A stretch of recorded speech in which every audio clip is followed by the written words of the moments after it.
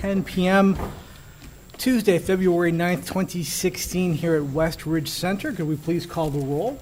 Commissioner Bernstein? Here. Commissioner Flores-Weiskopf? Here. Commissioner Kaplan? Here. Vice President Runtenberg? Here. President Myers? And I am here as well. And welcome to all of you.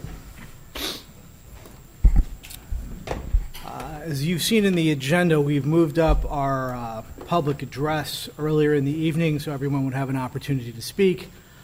On the outside chance you would prefer not to stay for the rest of the meeting, we'll certainly call a break afterwards. Before we get to that, however, any requests from the commissioners for additions to the agenda tonight? No. Okay. So I think we all know why most of you all are here this evening to talk to us about Park Avenue Beach and boating. And I understand there is a presentation that we'll be seeing this evening, which I'm going to assume is fairly similar to the presentation that was made last night at City Council. Although I was not able to attend the meeting at City Council, I was able to watch it on video, so I look forward to seeing it again. And obviously we'll open up the floor and would be happy to hear from all of you on this, I think, very important topic. As a result of last night's meeting, there were a variety of a variety of questions that remained unanswered. That's what I was trying to say. And I thought it might be helpful to address at least, I think, some of them that are front and center to the conversation that we'll be having this evening and as we go on to help orient where we all are, where we're going, how we got to where we are, and hopefully how we can get to a better place. So let me just take a moment to go over a few of those, and then when I'm done, I will be happy to turn it over to our speakers. We have a list of everybody who wants to speak. Yes. Great. Is there anybody who would like to speak that hasn't signed up? All right. Well, if it turns out you change your mind and would like to speak afterwards, let us know, and we'll make time to accommodate everyone as best we can. So as a result of the meeting yesterday, one of the first questions that came up and that I've heard several times is, is the Park District or the city actually planning to close Park Avenue Beach or to restrict all public access to the facility? And the answer to that question is no. The entire issue that we're discussing relates solely to whether and to what extent there will be trailered vehicles at Park Avenue Beach once the city closes the West Road and puts up a gate and fence. Neither the city nor the Park District has announced any plans to restrict access for anyone other than with respect to trailered vehicles. Second question that arose after last night was, does the Park District agree with the city's position that it is necessary to close the West Road in order to protect the water treatment plant? To that I would say that the city has not shared with the Park District any of the security data, and thus we have no basis to form an opinion one way or the other regarding this issue. As a matter of intergovernmental comity and cooperation, we've accepted the city's position on this issue and have attempted to work around it to find a solution. That said, I was surprised to hear last night that the city's anticipated barrier will be a chain link fence, as I was expecting something more substantial. I was also very impressed with a number of the suggestions from the public as to alternatives that the city could consider that would provide security while still allowing public access. It is unquestionably the case that allowing public access to the West Road would immediately resolve the current boating problem, and the Park District stands ready, willing, and able to work side by side with the city to facilitate alternative security procedures that would not require closing the West Road. I certainly hope the city will consider those alternatives. The third issue that arose after last night was, is the city correct that there is a traffic study that shows that two-way traffic is safe on the East Road at Park Avenue Beach? The answer to that question, unfortunately, is no. Although consulting engineers at Gaywalt Hamilton Associates did develop and study 4 traffic options, including two-way traffic, to allow vehicular access to both the boat launch and the yacht club while providing an increased level of security to the water treatment plant, this study did not conclude that providing two-way traffic on the East Road at Park Avenue Beach would be safe. To the contrary, this study concluded that on a safety scale of 0 to 5, with 5 being the highest, these 4 traffic options, rated no higher than a 2 for vehicle-to-pedestrian accidents with an average score of only 1.25. This study also concluded that these same four options rated no higher than a 3 for vehicle-to-vehicle accidents with an average safety score of only 1.5. Based on this expert study, it does not appear that two-way traffic on the East Road is a safe alternative. The last issue that arose after last night, and that has been asked on several occasions, is what is the Park District's response to the city's claim that this is all the Park District's problem, that the city has nothing to do with boating? To that, I would say that this is not a boating issue, it is a public safety issue. As the city acknowledged last night, the city owns the roads at Park Avenue Beach, and the city's decision to close the West Road and increase the traffic and pedestrian load on the other side has put all Park Avenue Beach users at risk. I wish it were the case that this was the Park District's problem solely, because then we could fix it on our own. But as it turns out, because we do not own the land or even have a lease and cannot control the West Road nor any of the roads or security procedures, we will definitely need the city's help to solve this problem. So hopefully that will orient the rest of our conversation. With that as a framework, let me turn it over to our speakers for the evening. And Commissioner Scott. President Myers, thank you for that. What I wanted to add is that ordinarily we do not record our workshop meetings. We record our regular meetings. But this evening, for the sake, well, due to the importance of this issue, and as a courtesy to those who may not be able to attend, we are recording it, and it is available on the live feed so that those who can't attend may still view the conversations that are taking place tonight. Thank you very much. All right, so without further ado, who do we have up first? Alan Cohen. Absolutely not. Of course, go So ahead. you're yielding your time then, right? Nelson's cutting the line again. Nice to see you again, Nelson. Scott, thank you. Sure. Nelson Armour, 2713 Port Clinton Road. Want to thank you for your willingness to adjust the agenda and provide ample opportunity for comment.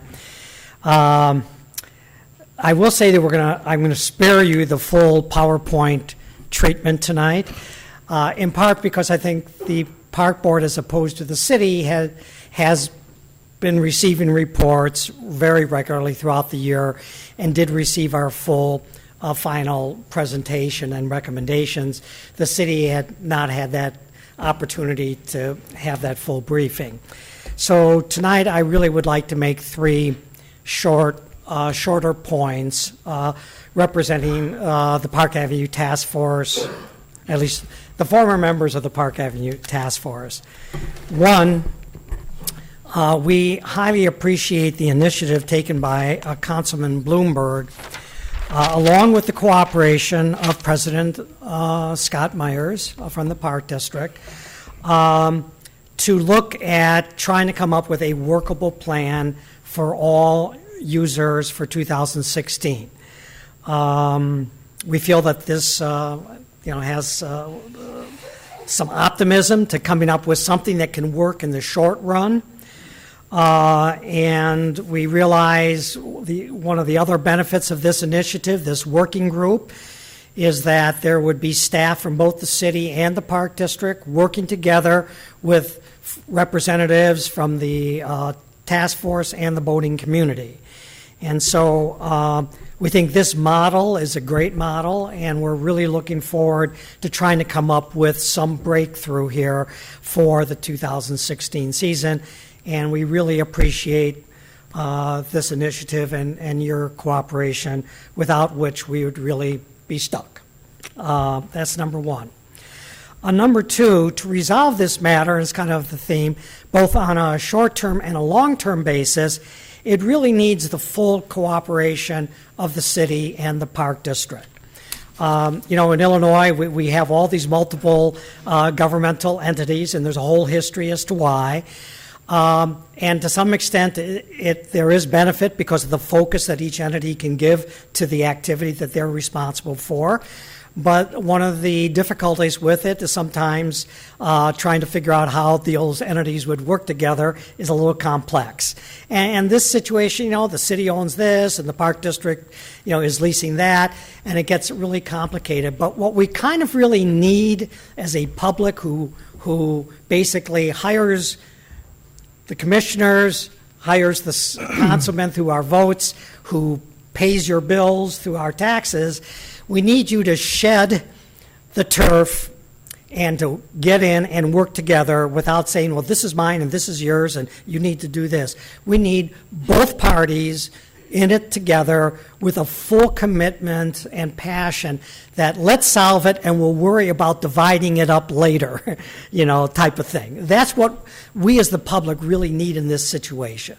And I think this working group gives us a running start, on this type of thing, but we really need that. Otherwise, it's just going to end up with some finger pointing without making progress, and we've seen that doesn't get us too far. I think the third thing I would like to say is that to have this work, we need to come and not with preconceived notions of what security and safety are all about, but with, well, if we're going to do it this way, how can we do it securely and safely? Or if we're going to do it that way, how will we do it securely and safely? If we only bring the ideas of the past, then we're locked into how to solve these problems. So I think the staff from both the city and the park district need to hear from the commissioners and the council people and the president and the mayor. You need to look at this freshly and solve the problems. Give us alternative ways to solve the problem. For example, if the city told the public streets, the director of Ramesh, whatever his title is, this is how we want the problem solved. How would we do it? Give us 3 ways that we can solve this problem, all the options. The answer would be very different. Or if the park district told its staff, we want safety and figure out 3 different ways to do it, then the answers that we would get back would be different than if there's only one way to do it, give us the answer. And that is the flexibility we need to solve these problems. There is no problem in life that is only solved one way. You're an attorney, and I don't know, Scott, what your profession is, but in most... He'd be an attorney. He's an attorney. So when you're representing clients, I'm sure there's more than one solution that can arise out of a complex situation. And I think we're in a complex situation. There's got to be more than one solution that can arise out of this. And with that said, I really thank you for your consideration. Thank you, Nelson. Nelson, a tidbit, 4 of the 5 are attorneys. Can you believe I have to deal with that stuff? Alan?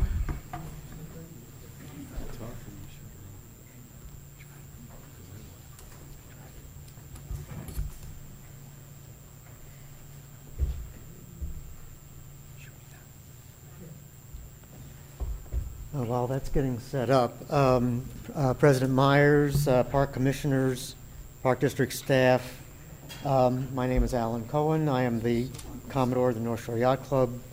Thank you for the opportunity to speak today on behalf of the Yacht Club.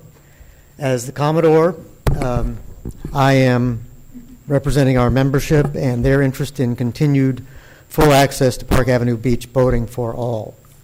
There we go.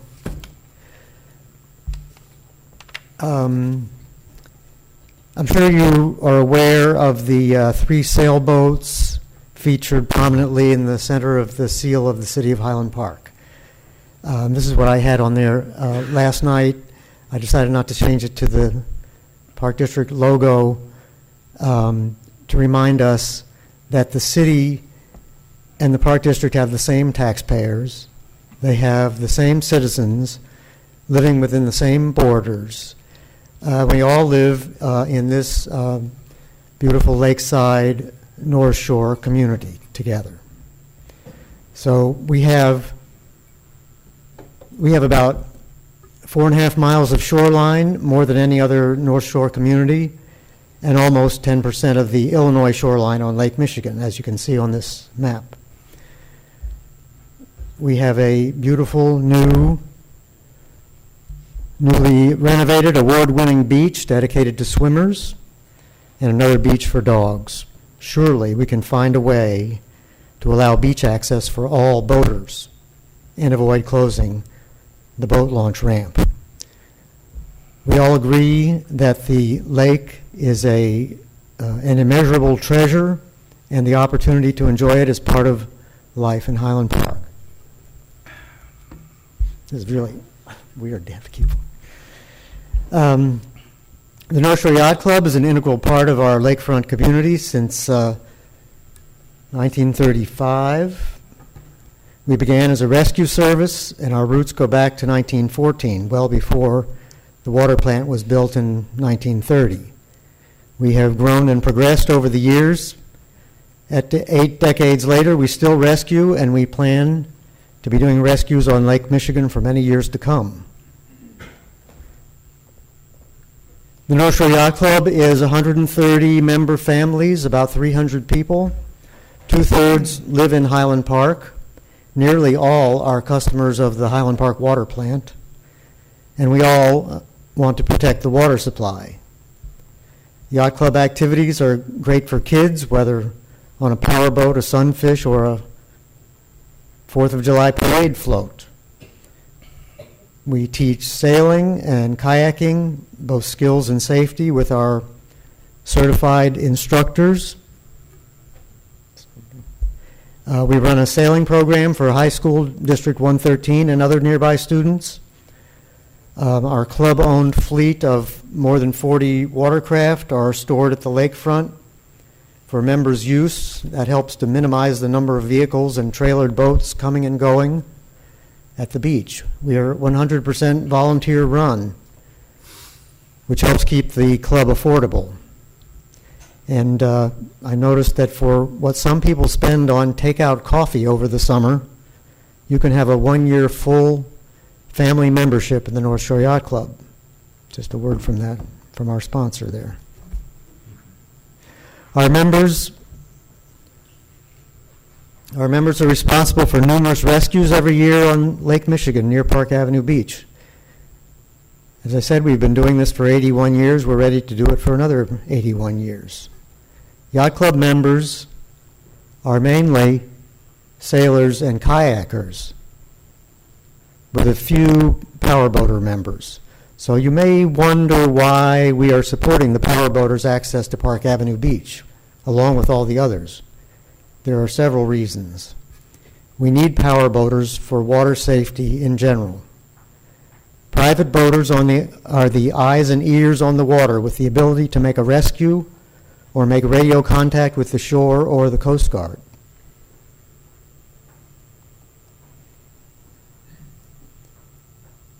Powerboaters, whether they are driving club boats or our members' boats or other boats, are key to most rescues on the lake.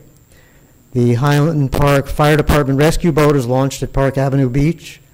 When the ramp was closed during water plant construction, the fire department had to drive to Lake Forest to launch and then motor back to Highland Park on the water.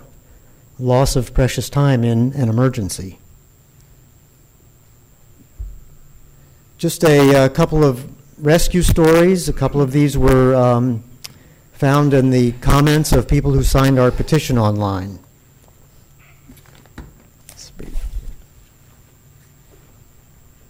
Power boaters make the lake safer. My wife and I picked up an HP mom of 3 last year on her stand-up paddleboard after the wind picked up and started pushing her out into the middle of the lake.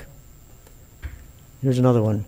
I grew up in Highland Park and worked at NSYC for 7 years. One summer, we responded to 140 rescues of boaters and swimmers.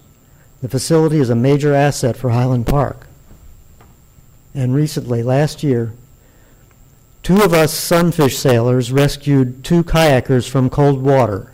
They had no life jackets and their boats were sinking fast. We radioed the Yacht Club powerboat and it brought them to shore. Sound familiar, Barney? No life jackets. They were not yacht club members, believe me. Our members know better. Club powerboats. Club powerboats are necessary to allow yacht club instructors to supervise on-water learning for adults and youth sailing. Powerboats are used for supervision and safety in our weekly Sunday afternoon sail races, as well as our annual regatta, which draws sailors to Highland Park from all over the Midwest. During on-water events, powerboats provide transportation for relief crews, food and supplies, an occasional injured or seasick boater, and sometimes even the press. The weather can change rapidly, churning the seas along with it. Without a boat ramp, there is no safe harbor between Winnetka and Lake Forest, a distance of 11 miles. That is a long way to go to escape a sudden squall.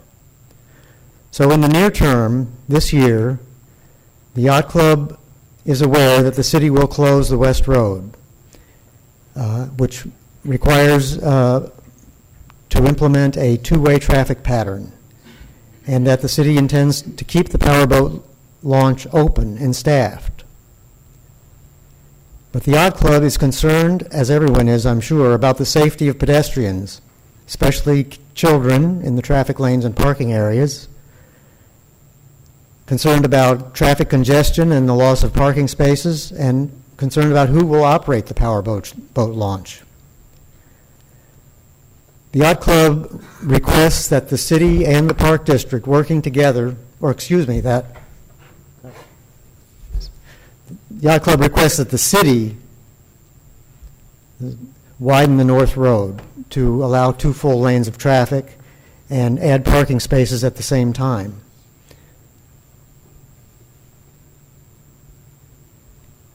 And we request that the city and the Park District work together to implement a plan that ensures the safety of pedestrians and children, and make plans for a boat launch operator by the 1st of March so that powerboaters can make plans for next year.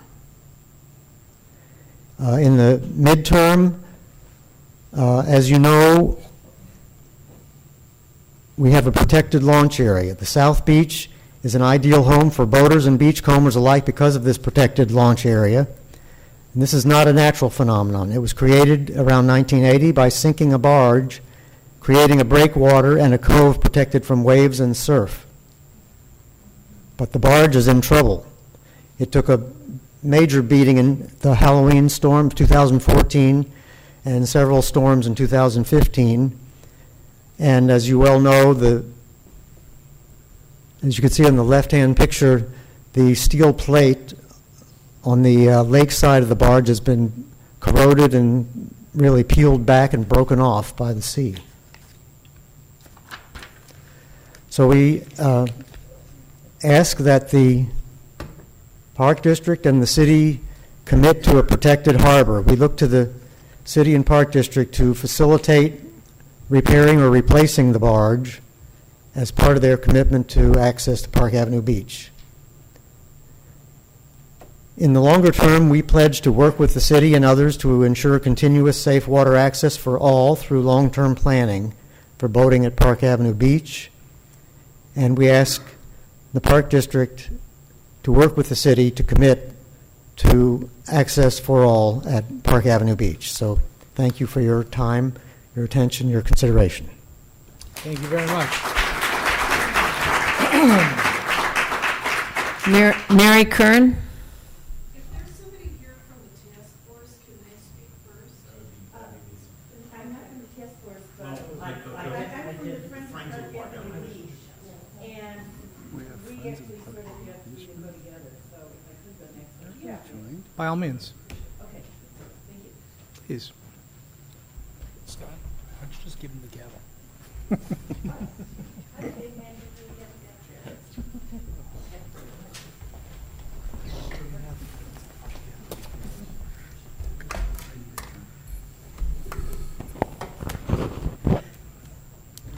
What? You go ahead. Oh, thank you so much. I didn't think we could do that without affecting that. An IT person. That is very useful. Okay. Well, thank you. So, hi, everyone. My name is Nisa Sweet. I live at 400 Park Avenue in Highland Park. And I am here on behalf of the organization that has come to be, the non-organization that has come to be called Friends of Park Avenue Beach. And before I start, President, I would just really like to thank you for the considered remarks that you made based on what happened last night, and for the openness and willingness, and perhaps sharing some of our same bewilderment and perplexity about why this is happening. So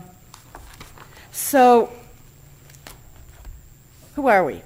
All right, so Friends of Park Avenue Beach is more than anything else a community, and it's a community that has come together over literally years at Park Avenue Beach. And like all communities, it's a sort of a delicate ecosystem, and every part of that community is important. So when we look at who we are, we're sailors, we're power boaters, we're paddlers, we're yacht club members, people who fish, people who come down there just to look at the lake, families, pedestrians. And again, if every part of that community is important, access for the power boaters, access with good parking for people who may come down to the beach, maybe people who can't get around as much and can't walk as much and just really appreciate that they could come down there, park, and take a walk or sit on a bench.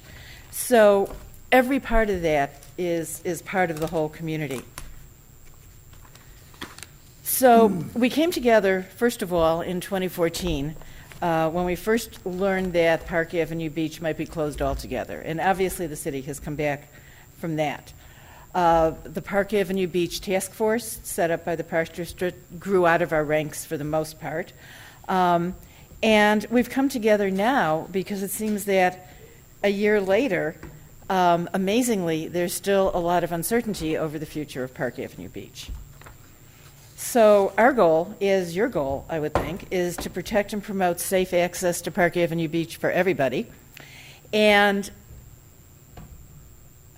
really, we also support effective risk reduction measures for the water treatment plant, and which includes practical, and I'm going to emphasize practical, safety measures that protect access to, thank you, Park Avenue Beach. Okay.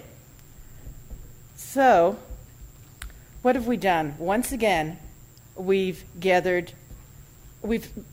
the community. Okay, we have over 1,100 signatures on petitions, many with comments, which I will give to you as soon as I'm done.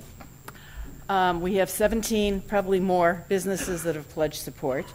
We've seen signs come up on lawns all over Highland Park and in business windows, and people wearing stickers. So that's just some gauge of how important this is to the overall community. So even more important than the signatures themselves have been some of the comments we've gotten, and they've been like really, really wide-ranging. So the thing we've gotten the most is the city's closing Park Avenue Beach makes no sense. But we've gotten heartwarming stories, some of the kind of things that Alan shared, some of, I grew up in Highland Park, and I've now bought a house there because I have a boat and I want to be able to use Park Avenue Beach. We're on the water from dawn to dusk. We fish, we do whatever. We have things that talk about housing values. We have things that say we never should have to give this up. We have things from other engineers and lawyers that say, my God, you know, on the security angle, is this like a Chicken Little kind of thing? But most of all, besides why is the West Road being closed, we don't hear that all of these other possible solutions have been considered. Everything from fingerprint scanners to key card entry to what we've come to call the 4% solution, which is taking the peak times of activity, which are mid-afternoon, morning, on weekends and on holidays, and saying, let's open the road up for that time, because maybe if it's closed the rest of the time, the then maybe the traffic on the east side might work. And besides, there'll be a whole bunch of people down there, and the best security of all is eyes and ears on the water plant and on the beach. So what have we seen, though? And we know the city, the Park District, all of you are just like really hardworking people. But frustratingly, it seems that some of the proposals have been simplistic. So first of all, there was the city, close the road, no alternatives. Then you, most recently, or your staff has said, well, if the road is closed, then we have to ban power or trailered boats. So, but what seems to have happened is the task force hasn't been able to collaborate with the city staff on alternatives, and we have shared alternatives with you, and we're a little bit perplexed probably, and from what you've said, I think you're broadening your approach to just shutting down trailered access if other alternatives can be found. So we're concerned because we see that proposals really should allow leadership to choose between alternatives, not just have this is the alternative and nothing else. So we know that the Park District staff wouldn't really discuss operational concerns for the site with the task force in working sessions, and so have just offered that one approach. And the city staff wouldn't discuss possible security measures and are offering the city just one possible approach, closing the road, for the water treatment plant. And yet we know there are many possible alternatives. So we do want to take a note to say that, yes, we do understand the concept of risk management, which all of you have to balance. As a matter of fact, many people who've been involved in our discussions are professional risk managers. We also have engineers. And we know the risk management activities are important. But standard risk management measures include three real things. Reduce the likelihood that a negative event will occur, reduce the impact on the event if it does occur, and reduce the recovery time if an event occurs. And as we shared with the City Council last night, we don't necessarily see how closing that road does any one of these. It doesn't necessarily reduce the likelihood. As we've seen in all the comments we've gotten, there are many, many other ways to attack the water plant, even assuming that somebody wanted to. And there are other places that the water system is vulnerable. So closing that road doesn't seem likely to do something. You could stand at the end of Central Avenue and see the water plant, okay? It doesn't do anything about affecting the impact if an event occurs, and it certainly has nothing to do with the recovery time. So within a risk management framework, there needs to be a balance of cost and benefit.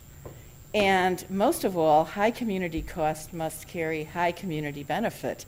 And we know that in the past, city councils, mayors, et cetera, have looked and said, even if a police department has said, well, there might be a risk here, they've said, but none of that makes up for losing this amazingly precious resource that we have. So what's our call to action? Well, first of all, commit to Park Avenue Beach, which I think everybody in this room in some way is committed to do. But what we'd really like is a commitment to develop a master plan, which would include, the people doing that would include city staff, Park District staff, the yacht club, and citizens in the planning effort to make sure that we have the entire complexity of potential solutions at least considered, which right now it seems like they've not been considered. And for 2016, and especially by March of 2016, because people with powerboats need to know where they're going to have to put their boats next year, we'd like to come up with something that means reduced risk for the water system and safe access for all for Park Avenue Beach. So in the end, we just really want you to commit to access for Park Avenue Beach and hope that's possible. Thank you. Thank you. And I'm not sure who should receive the petitions. We've actually received copies already, but happy to take another one. You can never have too many. Thanks. Mary Curran. All right.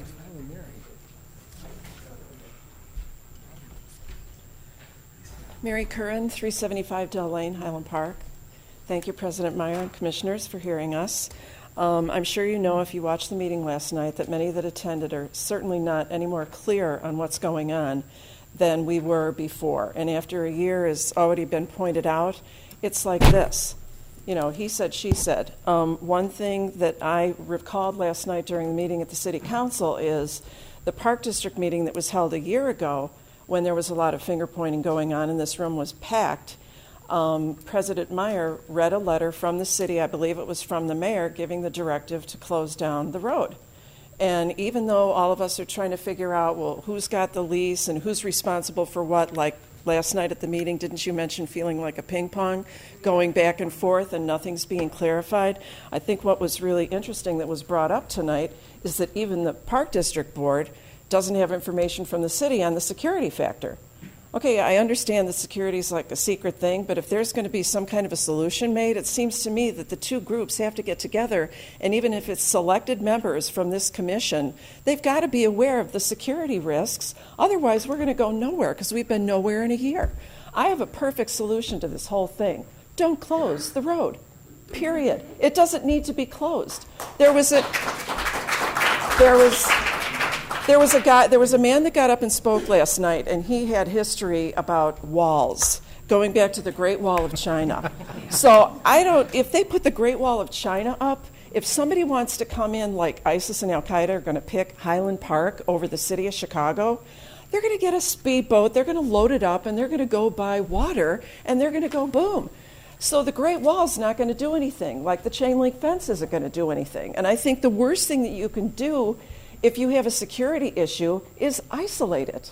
So you close it so people don't get in there and there's no more power boaters. You not only have an issue with water safety and rescues, but you have an issue like a kick me sign on the water treatment plant so anybody can come out in there and mess with it because it's isolated. I don't know if you've got that letter, and at this point, I don't know if it matters because you made it clear at the beginning of the meeting that it is the road, and one of the questions that were being asked last night by people that live in Highland Park and people that don't live in Highland Park is, how did this ridiculous notion even come to light that we're going to be attacked when there's so many other water treatment plants that are on the lake and they're going to pick Highland Park? It just seems ludicrous to me. So the city, in my eyes, has got to share this information with the Park District Board as far as the security measures. And I don't think that there should be any necessity for making two-lane roads or changing this or spending any more money when all they have to do is leave the road open, because the police chief and city manager were interviewed last night. And one guy was asking, in the last 10 years, any problems? No. 20 years? No. 30 years, the police chief wasn't here. Well, I was here, and everything was fine. So I think they should just leave the road open. There's been so many hours of volunteers working on this issue, and I feel like we're on the treadmill to nowhere. So I really hope that there's some way that the Park District Board can get with the city. I don't know if that's possible, because it seems to me, after being at that meeting last night, that they weren't very forthcoming about how this was going to be solved, even though they said, oh yeah, we're all for leaving it open. And one thing that I know you were trying to say when you were trying to get clarification on how this happened and what's going on inside, and everybody in the audience was whispering to you, it's the road, it's the road, it's the road. So if they leave the road open, everything's fine, but they won't say it's the road. They kept talking about the lease, which there is none. Thank you for bringing that to our attention again. And that it was the Park District that was responsible for all this. But what started the whole darn thing is the city wants to close the road. Why? It's beyond me. So, amen. That's all. Thank you. Thank you. Lawrence Dunlop.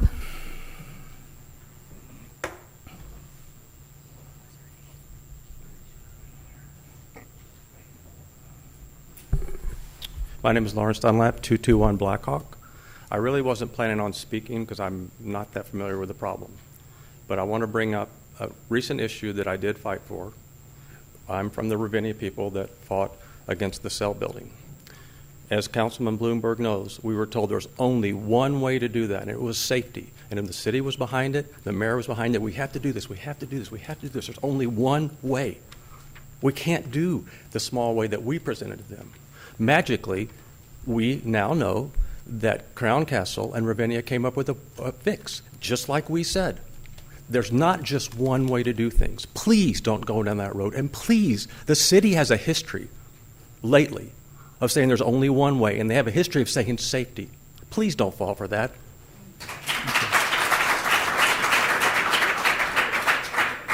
Amy Bloom.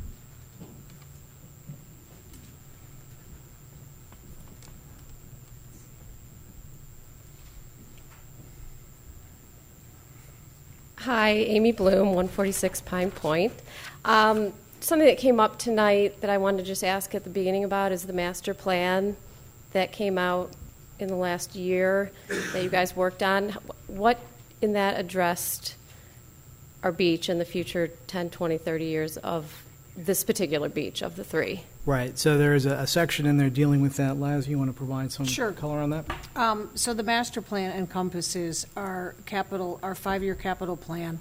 It encompasses planning initiatives for the Park District, and it also encompasses some major construction initiatives for the Park District for the next 10 years. In the plan, one of the planning initiatives that was highlighted was that, as you all know, in 2008, or 7, excuse me, the Park District approved a very comprehensive master plan, and there were a lot of creative ideas, and that led to a referendum for the creation of a lot of activity down at the lakefront, and that plan was, there was a referendum put forth, the plan was basically shelved, and it really had not been revisited other than the Park District needing to make some improvements at Rosewood. So in review of our master plan, our consultants are recommending that one of the initiatives needs to be a review of the master plan of the lakefront to update it, and that would include Park Avenue, Millard, and Moraine beaches.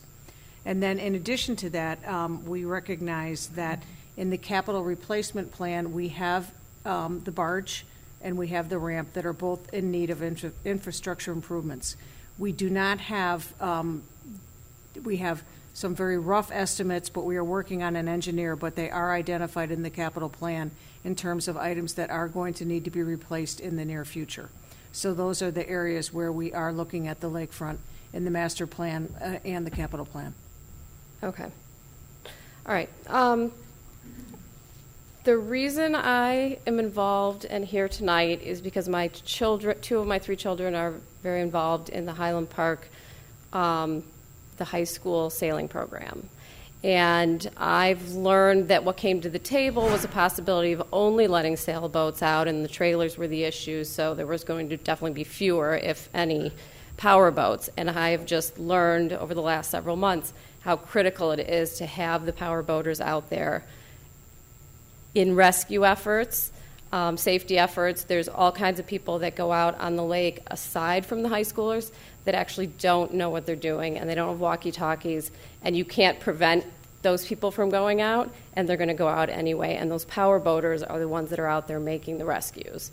My kids had an incident on the sailboats. There were other sailboats, but it helps to have the power boaters out there too, because they're the ones doing the rescues. It's crucial. So I just hope we don't come up with an interim plan that puts anyone at risk. And we've had a couple years, and I hope we can come up with a real plan before we shut the road, come up with some half plan that then we have to fix again next year. I like everything that people said already. I hate to repeat, but when Nelson Armour was up here and he said some things about the relationship with the city, I didn't see enough nodding and agreeing, and I just want to know that you guys realize you're married to the city on this issue. You can't not be. It's not pass the baton. We've said it over and over. It's sit at the table. So last night I heard City Council saying they want to still have boating. I know you guys do too, unless there's something going unsaid that we're not saying tonight.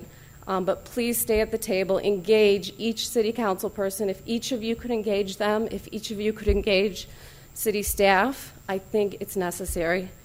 I don't want to insult anyone with this comment, but I just think if the city came and said they needed to put a fence for security reasons that was going to impede anyone from getting to Deer Creek tennis courts or impede anyone from getting to the day camps, this would have been resolved before now. Thank you. Thank you.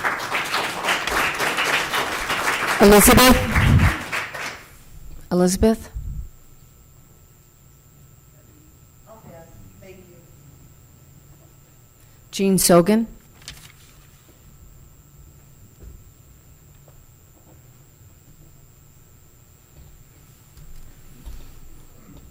My name is Jean Sogan.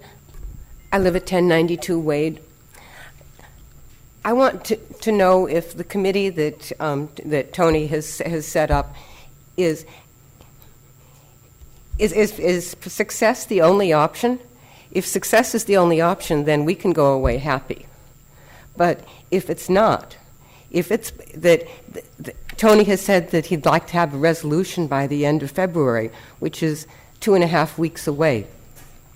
If it's not successful, then Nisa said that it was a delicate ecology down there, that if there is no power boating, then what happens to the money that you get from the people who store their boats down there? And if you don't have that money, what happens to being able to dredge? And there was a subtle shift tonight from the last time we were all here. And that was last time, it was talking about power boats, and this time it's talking about trailered boats. Well, does trailered boats mean that the Buccaneers don't get to use the sand ramp? Does it mean that the high school sailors can't go out to a regatta because they're going out with a trailer and coming back with a trailer?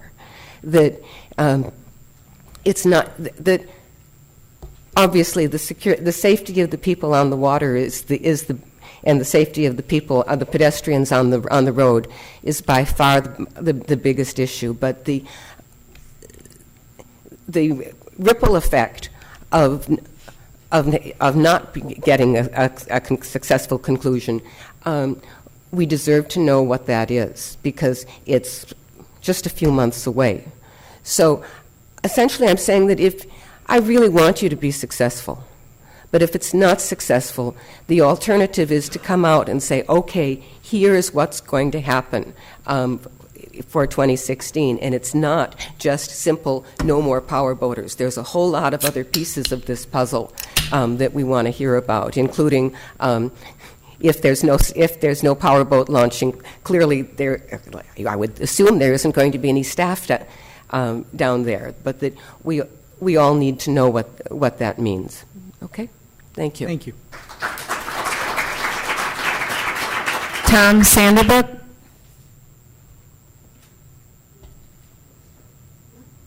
Tom Sanderbrook? Oh, okay. I did not sign up. I just signed in. I didn't know. Okay. I'm sorry. You're actually required to speak now. Yeah, so. too late, you got to come up. Or interpretive dance. It's really up to you.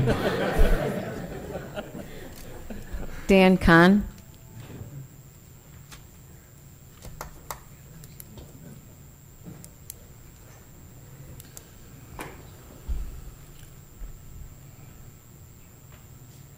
I'm Danny Kahn. I live at 819 Sheridan above Rosewood Beach.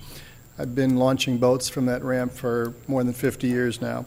I followed this entire process, and although I share the view of pretty much everybody here that it doesn't seem to make a lot of sense that the city needs to close that road, they seem to be holding the cards on that, and if they want to close the road, they're going to close the road, apparently. So, I mean, discussing why they shouldn't be closing the road doesn't seem to be all that productive. I'm not getting the sense that the Park District is working very hard to solve this problem, because no one seemed to come up with any solutions that meet the city's arbitrary requirement, which is close the road. I mean, there's all sorts of, I mean, I've heard several people talk about this, there's all sorts of interim steps that could be done. If you're concerned about the safety of two-way traffic, I mean, on a draconian at a draconian level, you could limit the number of cars that were on that road at any one time, holding them back on that area near where the boat storage is. I mean, if you put one car at a time launching, that's certainly going to be safe. I frankly am a little confused at what the safety issue is, why there are supposed to be pedestrians if the city's going to leave the west road open for pedestrians. You got most of your pedestrian traffic isolated there. I had sent a letter to you guys suggesting, before I realized the city would leave the west open for pedestrians, that you could build a protected walkway by putting a barrier 10 feet in from the lakefront seawall, whatever you call that, so that now you have an area for people to fish and walk on without being exposed to the cars. I participated in the demo where we actually launched that day without the West Road, and I thought it went pretty well. There seems to be an upper limit to the length of trailer that can be accommodated there.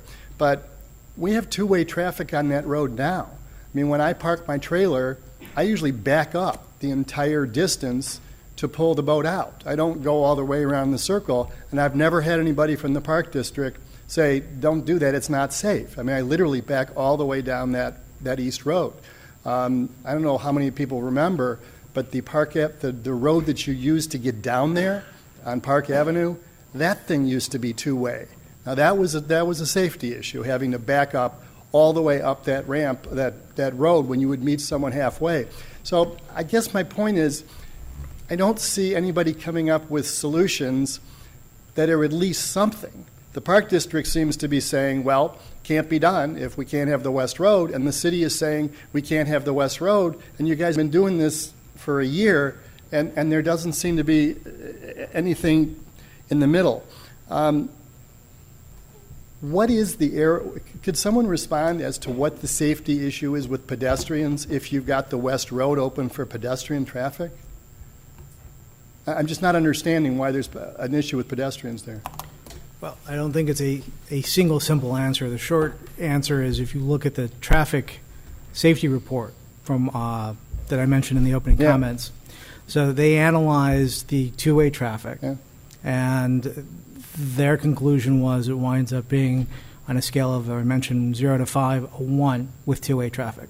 There's a variety of factors that go into that, but that's the conclusions of the report. So I'm not sure exactly how you'd like me to amplify on that. Okay, well then I guess there's no information. But again, no one seems to be working collegially to come up with a solution, because if they determined that it was not safe to do two-way traffic, again, if you allowed one car at a time on that road, I assume that's safe. So somewhere between that and just everybody at once, it becomes unsafe. But we're not hearing these other concepts. All we're hearing is the Park District saying it can't be done, and the city keeps saying we won't open the road. So, I mean, I would hope, and my comments are not dissimilar from what other people have said, I would hope we would see a little more effective working with whatever the city's unreasonable ground rules are going to be. But if they own the place, they're the house. So, I mean, I hope you guys can do a little bit more effective job than has been done to date. Thanks. Thank you.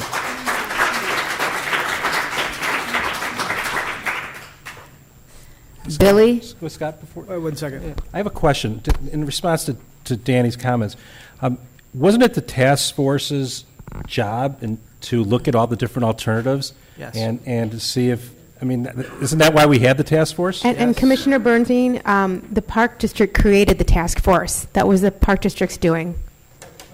So we did initially make an effort No, I'm to just try asking, to... I'm not pointing any fingers here. I'm just, the question I have is that, what you're saying is that no one thought out of the box on this. And so the question is wasn't that the obligation of the task force, and that's why we impaneled them? Could I try to answer that as a representative of the task force? I'd love to hear the answer. Well, we did. We gave you two plans. Plan A was a West Road open. Plan B was a bifurcated plan. During the week, when there is low traffic, and we believe that the Park District staff agreed with us, that there be two-way traffic on the north and the east, because there's such low traffic during the week. On the weekend, when there would be high traffic, We call it the 4% solution. At that time, we wanted the West Road open, and the 4% becomes, it's only 4% of the entire year, but we wanted the West Road open, okay? We looked at the entire Gawalt-Hamilton study. Their primary recommendation was keep a West Road option. They did give 4 other options, and we actually ran almost all 4 of those with the second and third dry runs that we did, and we observed it. Now, I think that Gawalt-Hamilton kind of deferred to Baderma to make some kind of judgment about how that traffic pattern would go. I think Baderma looked to the staff to make some input on that. We felt there was this option 3 that was the more plausible of the options, but these options concerned us because of the significant loss of parking that would go along with some of this. So yes, we did analyze in depth every one of those alternatives, and the best solutions that we came up with was Plan A. Let's take that off the table, and Plan B. Plan B is kind of anathema to the city in that it has to open the West Road for part of the time. But we thought in a risk management, risks and benefits kind of analysis, that if the West Road was closed during the week and opened in some guarded fashion. Now, you know, we tried to give some specific operational thoughts to the staff, but we weren't able to sit down with the staff. I don't know if the charge was not there for the staff to sit with us, but we weren't able to sit with the staff and give them many of the concrete ideas that we had, from key cards to, you know, walkie-talkies to all sorts of things. So the staff operated a little bit independently of us, and I'm not finger pointing there, but I'm not sure that the staff was given the directive to sit directly with us to hear our ideas, but we had a range of ideas as to how some of these things could go. So I don't know if that answers your question. Again, it's my understanding is that we had this task force, we impaneled the task force to come back and make recommendations to the park board on how to operate the boat launch. Correct. And to operate the South Beach. And both alternatives that were recommended from the task force included at some point having the West Road open. It did. Because we felt that on the weekends and holidays, the peak traffic times, that the likelihood of some unsafe activity would occur. Now, the city did offer a pedestrian walkway on the west side of the West Road, okay?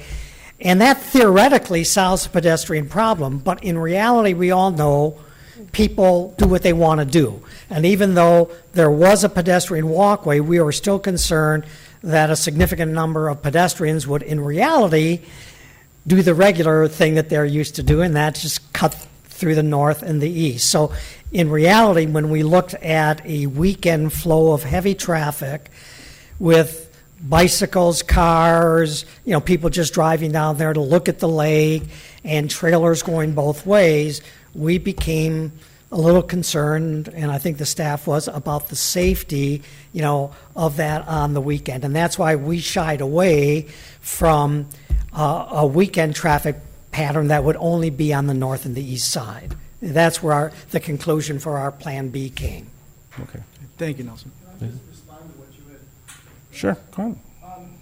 You have to go on the microphone. We're trying to tape this for posterity so your fans at home can watch this. Well, I mean, you raised the point that I've been making, and although the task force thought it would be a good idea to keep the West Road open, that's fine. Everybody here agrees it would be a good idea to keep the West Road open, but the people in this room don't have the option to keep the West Road open. So there didn't seem to be effective solutions developed without the West Road, even if they were maybe not all that pleasant, but nothing seems to have been proposed that is palatable to the risk people that doesn't involve the West Road. So there is my concern about not coming up with solutions that meet the city's ground rules, even if we don't agree with the ground rules, which I certainly don't, so. No, but I'm saying, as a park board, we created this task force to look in depth into it, because, Right. how many meetings, 15 meetings, and, we can't attend 15 meetings on this. Right. We have other things going on, so they did that, and then came back to us with a recommendation. Both of them included the West Road being open. So what are we supposed to do as a park board when the task force that we impanel comes back and says, this is the answer, but it's not the answer? Send them back to say, we can't get the West Road open, guys. What's our plan B? We all agree that it's insane to close that West Road. I agree with everybody, every comment made here. But if the city's going to stand on it. Wait, hang on. First of all, I don't want to get into a debate. I want to hear the rest of the comments from everybody else. So let's. I'm sorry. let's I'm just speak take out a of turn. breath. What I will say about the task force in this issue is this, and I have spoken with Chairman Fairman after the conclusion of the task force. Obviously reviewed their report and reviewed the traffic safety study, which is a significant part of it. The reality is that if you are to close the West Road and come up with a solution without the West Road, it is going to have an impact on safety. It just is. And we're going to have to make a decision as a community, how much risk are we willing to tolerate? Our staff looked at the alternatives with the West Road closed and told us, this is a bad idea, someone's going to get hurt, someone's going to get killed. We went back and looked at the traffic report. And I will tell you, candidly, I was stunned. I was amazed at how unsafe it is to close the West Road and keep traffic on the other side. I wish it weren't the case. We could solve this problem in 30 seconds. But wishing will not make it so. So the reality is that we have a situation where the city believes there is a risk to public safety that requires them to close the West Road. And the Park District believes that there is a risk to public safety if we then have two-lane traffic and pedestrians and boaters and sailors on the East Road. I do not know that that conflict is reconcilable. I hope it is. But if not, something is going to have to shift. That's the situation that we're in. Okay? Yes. I didn't intend to say anything, but I thought I could contribute something. Just tell us your name and address, please. Yeah, my name is Mark Dietz, and I live at 1332 Lincoln Avenue South in Highland Park. I'm a member of the Yacht Club and have been going down to the beach using the ramp for quite a long time.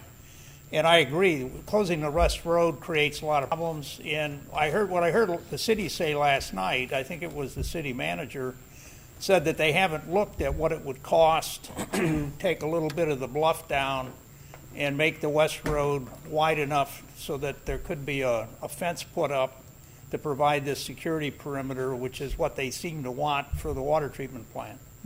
And if they're prepared to spend money to put in a pedestrian way, it would seem like they'd be prepared to spend money to, make the road wider so that you could have the security perimeter and solve the problem that is created with two-way traffic and congestion, loss of parking, etc. I mean, it's just money.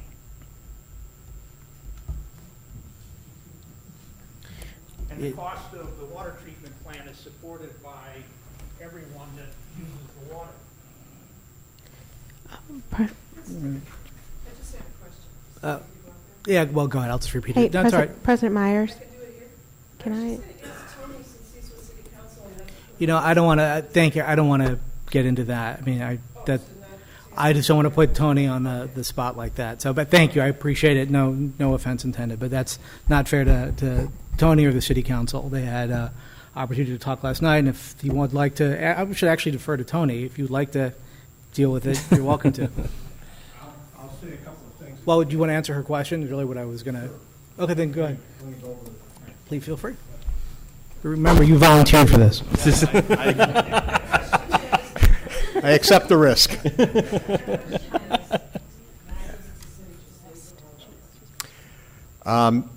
The issue with the West Road is an issue of safety as well as security.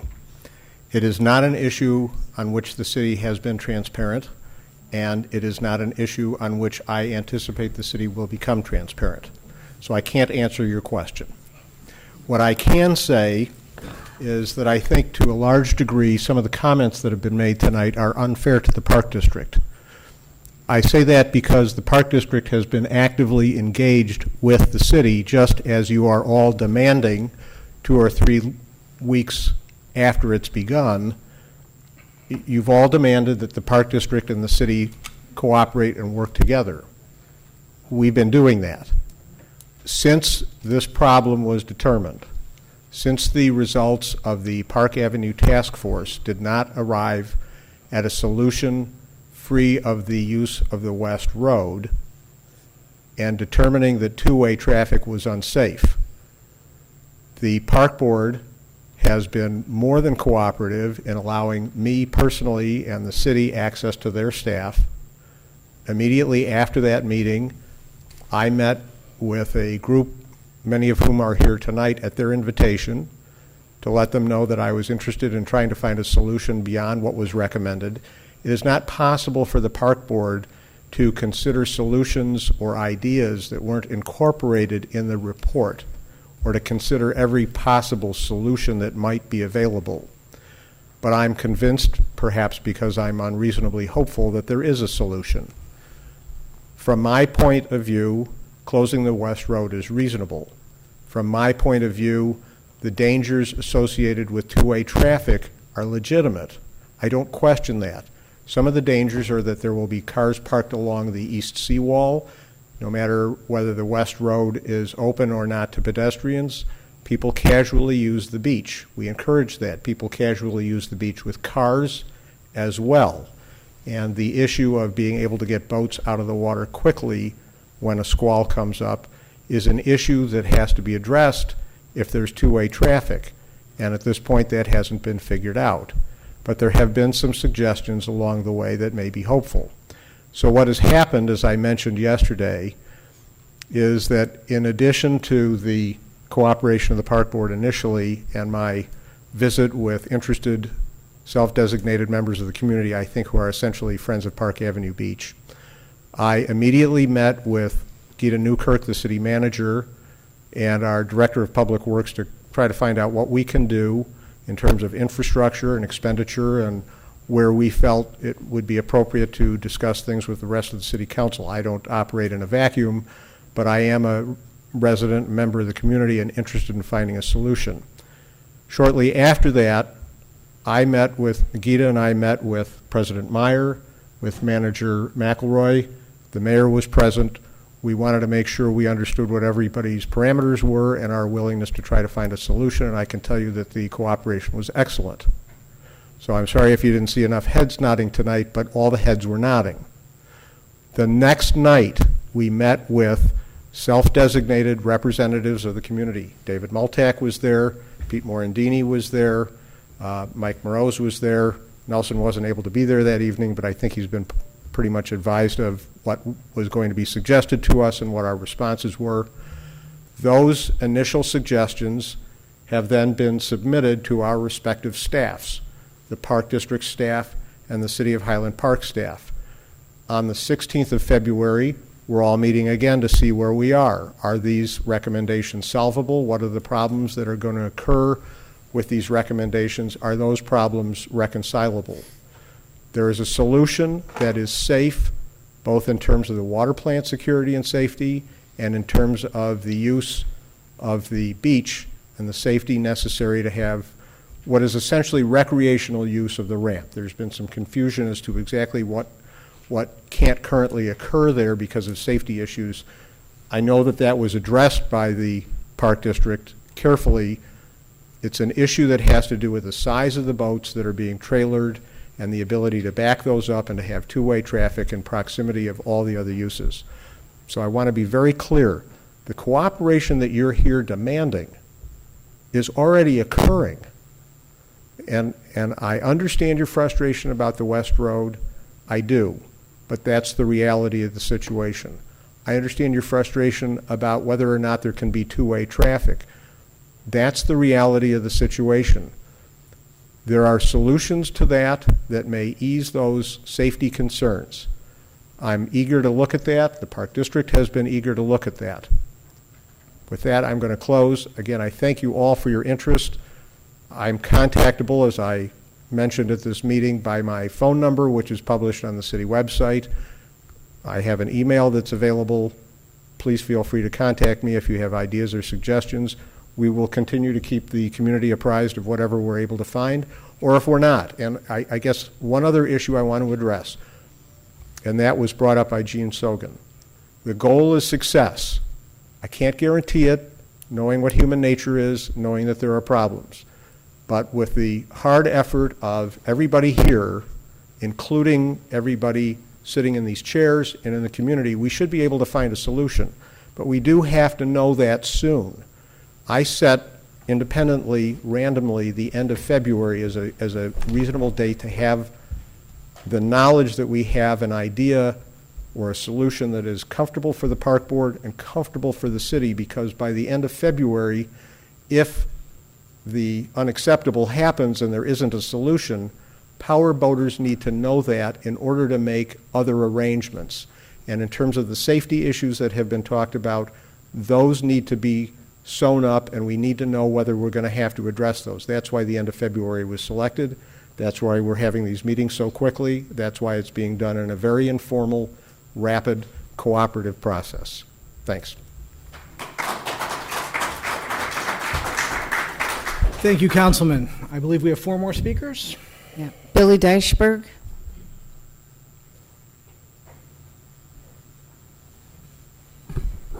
Good evening, everybody. Good evening. As we all know, it's cold out there. We do have a beautiful lakefront on Highland Park. My name's William Deichberg. Do you need my address and everything? Or? Address, social security number, credit card number. And PIN number. Hang on, I got all that. You got it? Okay. So I'm a boater also. I've been boating all my life, I guess. My parents had a lake home on Lake Michigan, 20 miles north of Muskegon. And so we've had a lot of boating experience. In fact, 2 summers ago, I took my Zodiac I have a 20-foot Zodiac. I took across from Highland Park to my brother Eddie's place at St. Joe, Michigan. The one day you get a year where Lake Michigan is calm like glass. And I have a 20-foot Zodiac with a 150 Yamaha on it, and I made it back from St. Joe in 2 hours and 10 minutes back to Highland Park. So it was a very nice ride. So if somebody can come to Highland Park from anywhere on the lake in very fast time, and hopefully we never have the problem. The big problem I see is not this west road, it's the intake of the water out on Lake Michigan, where the water actually comes in. I think that's within a half a mile out from the shore is where the cribbers or whatever. I'm not sure. It's really not that pertinent to know, but I did boat in Diversey Harbor in Chicago for 31 years. I'm 61 years old, and there's not a lot of security down there for all the park district and the city to know. I mentioned this last night also, and I did mention that they did have a lot of security right after 911, but after that they had hardly any cameras. They've got the cribs. If you guys have seen those cribs, those big tower things out on Lake Michigan in front of the city, 2 to 5 miles out, and there's no real protection. That's where the water actually goes in, and then it goes to the treatment plant that's next to Navy Pier. Again, Navy Pier was going to, the year before 911, they were going to make it where you could dock at Navy Pier, because there's no place on Lake Michigan you can really go with your boat and go to Navy Pier, or go to eat dinner or whatever in the Chicagoland area and up the North Shore here. So it is an issue for boaters to get from the water to some place to use it and to take your boats out. Evanston years ago used to be able to park their boat and trailer there, or your trailer, and take your boat for a weekend without having to worry about your car and trailer. They since don't allow overnight parking of your car and trailer there. And this is going back over 10 years, I believe.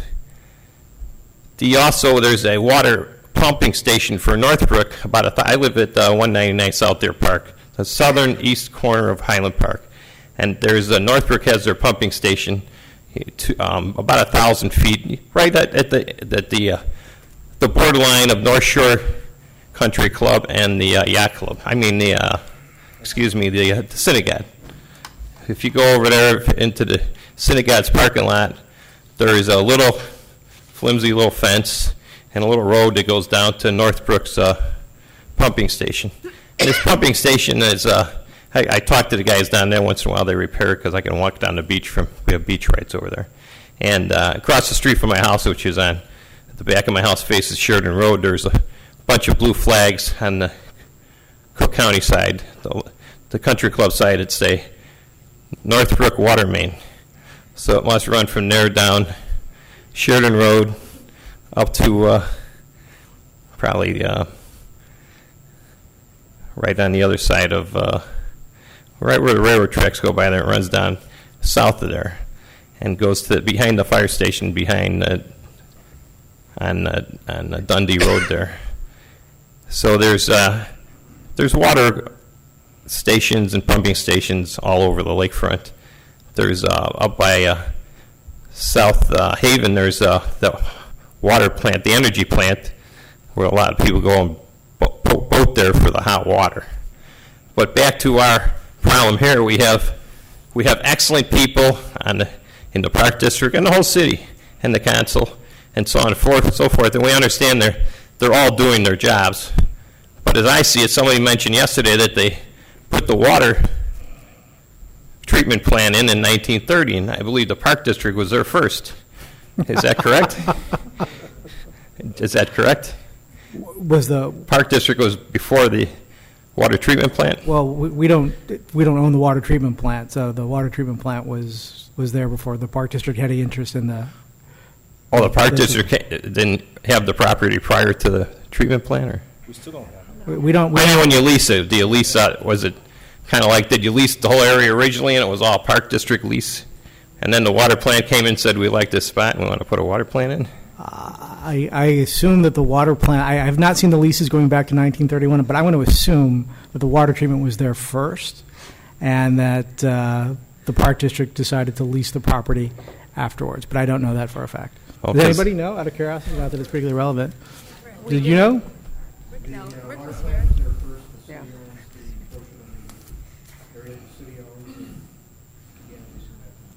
There you go. So to reiterate, the water plant was there first and then the Park District leased afterwards? But the yacht club was there prior to both of you guys, or no, I guess it couldn't have been, the city owned the property, right? Yeah. We took over from the yacht club.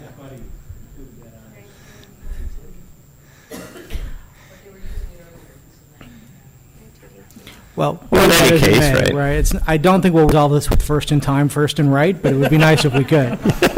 Well, my point was I did compliment the Park District last night at the, as you watched probably today. I compliment the Park District because it's a, you guys don't control the road. It's as they stated to us, unless I'm incorrect, but I believe you guys have the ramp when you do lease the property and have the beach a little bit. And what else does the Park District control? Owns the yacht club building, which we lease to the yacht club. We own the ramp and the barge, and then there is some property on the north side that isn't immediately relevant to this conversation that is used for boat storage and or parking. And the rest of the facilities are owned by the city and leased or had been leased to the Park District. Currently, there is no lease. So I feel that, as I said last night, I feel that the poor Park District's been burdened with this problem. And Well, that's certainly how we feel. it's Just really kidding. It's really it's a good comment though.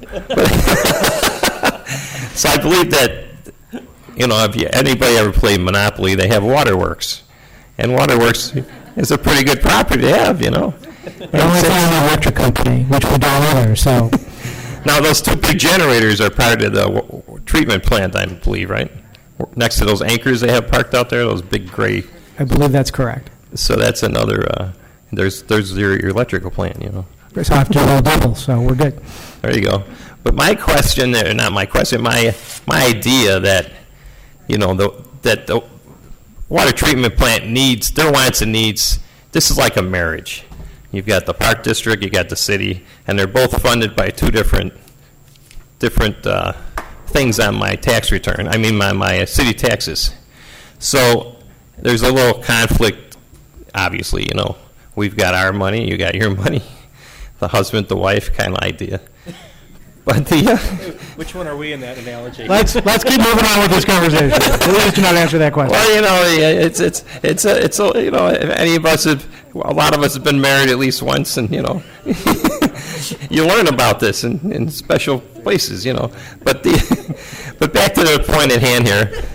Since the problem erupted with the wants and needs of waterworks, we'll just call it waterworks, you know, then the treatment plant should kind of burden the issue of keeping the Park District happy, since they have more wants and needs than they had before. And whichever one of your departments is responsible for that, you know, the water treatment plant, you know, if they need the extra part of the road or whatever, the West Road, maybe they could put a new road in on the other side of it and go around the yacht club and come back towards the ramp, that the way we have it working with the one-way traffic if you do have the West Road. But let's eliminate the West Road and put a new road west of the West Road. And that West Road's a little tacky anyways. It should be rebuilt anyway. So instead of spending the money rebuilding that road, we could grow grass there, put a fence there, and build a new road west of the West Road around the yacht club, because I think the yacht club is too close to the building with the security fence idea. I'm not sure. You're a contractor, right? Of course. Like Donald Trump. I'll build it if you want. Well, we could build a wall, anything you want. Ours is not the reason why. Ours take your money and run, right? But back to the situation at hand. I don't know what the big plan is. Was there a plan years ago of putting a new yacht club and a harbor in? I want to think I saw that in Highland Park. there was a master plan back in 2008 that had some fairly extensive modeling of some options. Yes. Yeah, that's when I saw that, and that's when I bought my house in Highland Park, thinking, this is beautiful. This would be gorgeous. $30 million, and we can build that very soon. I would have rather you Sorry, spent that 35 $30 million, not you guys, but the city spent that $30 million on the harbor than upgrading the water plant. The lake is so close; you can put pumps everywhere. But anyways, that was my suggestion. Just put another road in, cut through. It's, you know, they've done this across America, all over. I don't know if it's a financial problem. I don't know whose job it is. There is one of these little short paragraphs, if you don't mind. I got it for a second, and it goes like this. This is a story about 4 people. Named everybody, somebody, nobody, and anybody. There was an important job to be done, and everybody was asked to do it. Everybody was sure somebody would do it. Anybody could have done it, but nobody did it. Somebody got angry about that because it was everybody's job.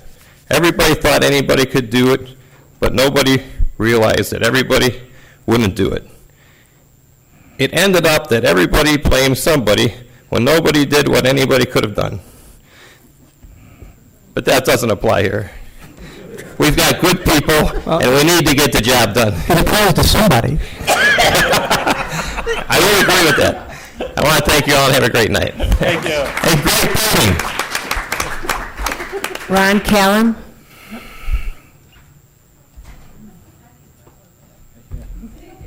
Okay, my name is Ron Callan. I live at 353 Lakeside Place. And actually, I'm seeking some clarifications. The Park District is not concerned about security. Is that, it's not the purview of the Park District, that's the city? The security of the water treatment plant or the security of pedestrians walking along the roads? The security issue that has actually prompted this whole So question. the closure of the West Road was a decision made by the city as a result of their security concerns with respect to the water treatment plant, which the Park District was not involved in that decision. So we don't own the property. We were not involved in that particular decision by the city. And the city leases something to the Park District. The city had historically leased the South Beach, which is where we have the yacht club and the boat launch ramp to the Park District. The lease had expired, and we were in the process of discussing a new lease, which is how this issue arose. The city initially advised us that they would not be leasing us the property anymore, that they were shutting down the entire beach, which led to several meetings, which led to the task force, which led to the agreement to keep the beach open through this year, which led to the recommendations for the task force, which led to the rejection of those recommendations, which led to this meeting. Okay. Did I get it right? Did I miss anything? So the configuration of the lease does not include the West Road? That I assume that, well, there is no lease, so but I don't recall. I'm being told that it does not include the West Road. Okay, so has the city shared with you the configuration of the security perimeter? Of the perimeter? Yeah. I think, yeah, I'm pretty sure that is not. That's what the task force worked with. That was There we the go. security Thank you. perimeter. Yeah. So that chain link fence on the west side of the water plant is going to be sited where exactly? We have a picture. You want? We can put it on the screen. Give us a second. It'll be behind you or on the monitor.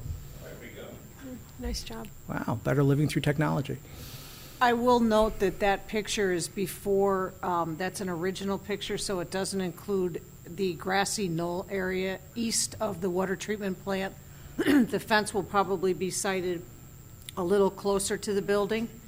And then the city also agreed that the fence would exclude the west sidewalk. What are the security requirements in terms of a distance between the building and the barrier? I mean, here it looks like it's around 10 feet. Looking at me to ask a question to the city. I don't know the answer to that. Okay, can the city answer that question? I don't know that Tony would necessarily have that data, but I'm sure that he would be happy to get it for you. If you contact the city manager's office, they can provide you with that information. So they can provide me with the information as to the minimum distance between the west side of the building, west side of the building, and a barrier. They can provide you with information as to where the barrier is going to be located in relation to the building. Can they provide me with? I'm not an engineer. No, I understand. Can you provide me with information as to what the requirements are from wherever? It must be some bureaucrat in Homeland Security, I assume. That information I can't provide you. Okay. And the other comment I have is, if I role play being a terrorist, Should I be nervous about this? This sounds bad. you don't have to worry, son. But if you were in a tall building, you'd have to worry. That's what I would fly a plane into a tall building, or I would blow up a federal building. The Highland Park water plant? That's not worth a martyrdom. So all of that, all those concerns, I don't understand. It's a George Lucas fantasy type exercise. Anyway, I thank you for the clarification. You're welcome. Thank you.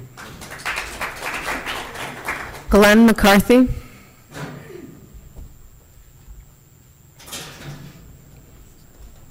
I will confess, I am having the oddest sense of deja vu seeing all of you speak to us on the same topic again.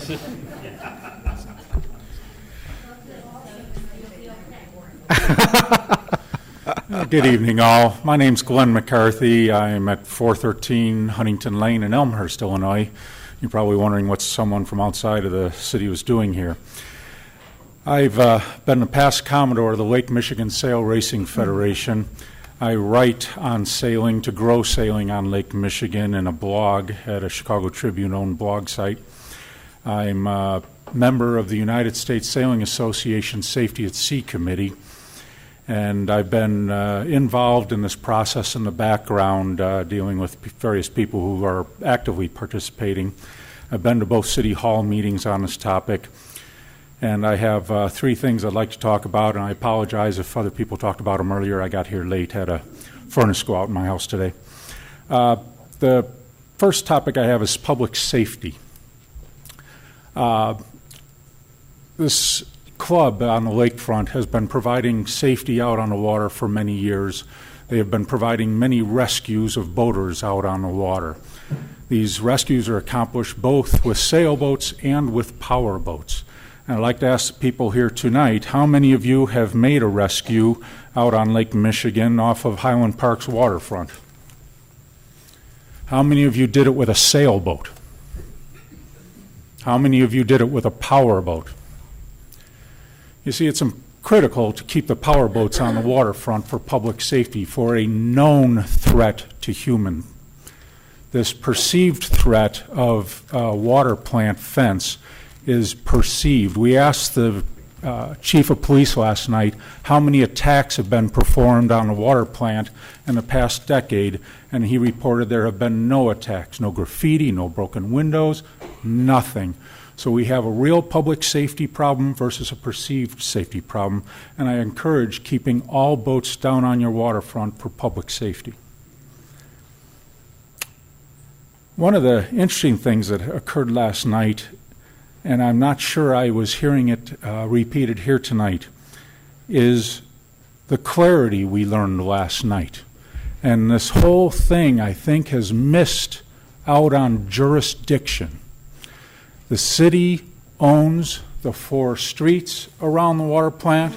They own the water plant. All the discussion about traffic, all of the discussion about West Road, everything else, is something that should not, I don't think, have been involved with a task force with the Park District. This should have been the Park District and the community working together with the city to get the city's permission to change things around. I don't see how the Park District doesn't have any dogs in this wheelhouse. All of this topic of traffic and everything else is all city. And we all need to get that in our heads and clarify this so we can proceed forward and only negotiate with the city to come up with a solution. Now, I grew up in Wilmette and I'm familiar with the bluffs there. I have not been up to the beach here until last night. And I had pictured in my head that the bluff here was very steep. But when I got down there, I saw how gently sloped up the hill was on the West Road. And I said, what's the deal here? Run a bulldozer through here, put in a small retaining wall. You don't even have to do sewer work because it's on the waterfront. The water drainage goes right into the sand. It'd be one of the cheapest roads to build going west of the current West Road. It's not a big deal. I don't know what the drama is about this thing. It looked like the easiest solution in the world. And Billy would be happy to build it for you. He mentioned that. That was really the bulk of what I wanted to bring to your attention. Public safety is critical. Keep all boats down at the lakefront, very important. And look at the solution of widening West Road. It looks very easy to do, not complicated. You know, what are you talking about, 100 feet, 150 feet of roadway, just pave over the sand? Thank you very much. Thank you. I did want to thank Kathy, Lil, and Liza. I put in a FOIA request this morning asking for a copy of the expired lease between the Park District and the city, and I had a brief moment to read through it, and it's very clear. City owns those 4 roads and the building. Work between this group and the city to get it accomplished. Don't work against within this room. You're all together. You want to get the city to make the change. Good night. Thank you. Thank you very much. Kelly Kramer.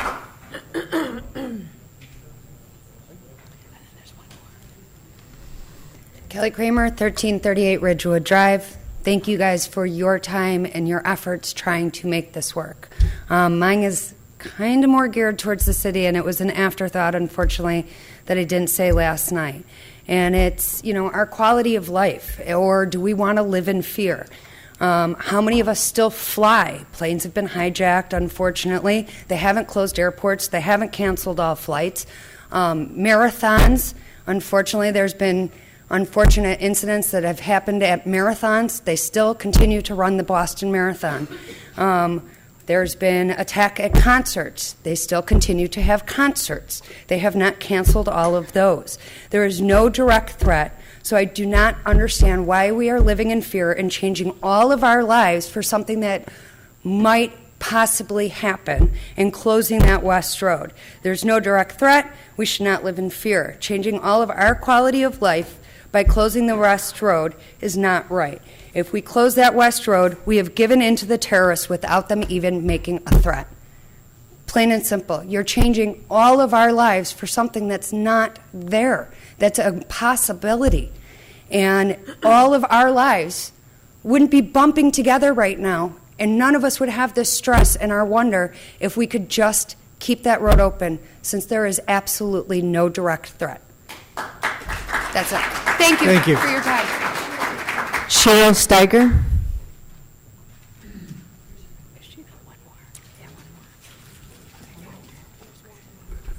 Hi, I'm Cheryl Steiger, and I live at 1790 Spruce. My husband is Dave Weber. He's not here. He's currently at work in Idaho, but I'm speaking somewhat in his behalf, but also on my own and the rest of my family. His family is fifth-generation Highland Parkers. They've been using the lake all these many years, as far back as they go, which is into the 1800s. And my husband and my sons all fish on the lake. They go out boating, and I do too. Weekly, they sail, we kayak, and we motorboat. They're out on the motorboat more than they are out in the kayaks or the sailboats. They do the MAC race. It's not like we don't, use the sailboats, but we're for sure big fishermen and out on the lake every week fishing. Tony, you said you stated that you really, we were talking about the safety features for the traffic. You also stated that you feel very strongly about the safety of having that chain link fence going down the west road. I think most of us tonight are pretty bewildered about the safety of the chain link fence. And even the city manager, when questioned last night about what the chain link fence would bring to us, she was pretty hard-pressed to say what kind of safety it would bring.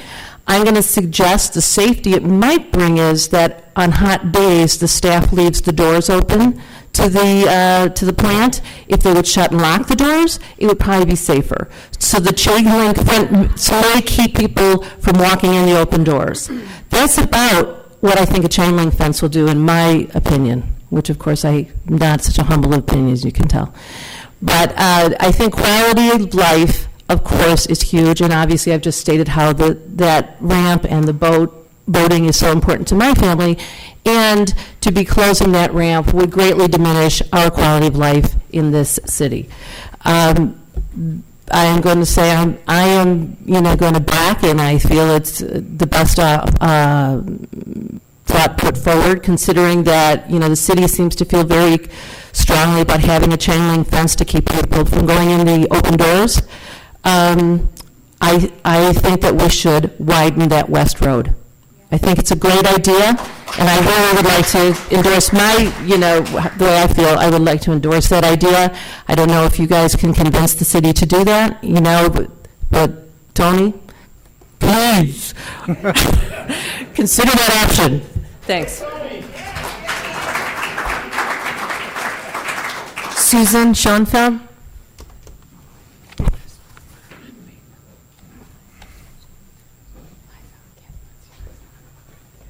You'll be glad to know I asked to be last, so this may be the last presentation. First, I want to thank you guys, the Park District, the commissioners, the Park District staff. You've been in a difficult situation from the very first. You and all of us know that everything that's happened was a result of a letter that came to Liza at this office. In addition, the task force you set up to bring in citizen involvement had their hands tied behind their backs as a result of city action and restrictions from the very get-go. In spite of the difficulties, you still facilitated a group of citizens who came together, came up with some great plans. They could have had something better, but they, just like you, had their hands tied behind their back. What I said to the city last night, I'll say to you. Let's put it as water under the bridge and go forward. We need to go forward together and have a solution that keeps the Park Avenue Beach open to all. Just a few weeks ago, we were all in this room when we as a boating group heard the staff's recommendation to close the beach down to trailer boating. I was in shock. But thanks to clearer heads than mine, Scott agreed to give the community, and Tony took up the flag to give us a few more weeks to see if we can make a viable, safe issue, keeping the East Road and the North Weds open. I'm grateful to the park staff for allowing this, and for you, Scott, for agreeing to it that night. I'm grateful to Tony Bloomberg for taking up the charge, and I'm grateful to the Park District and our volunteers that are working to help save the boating season for 2016.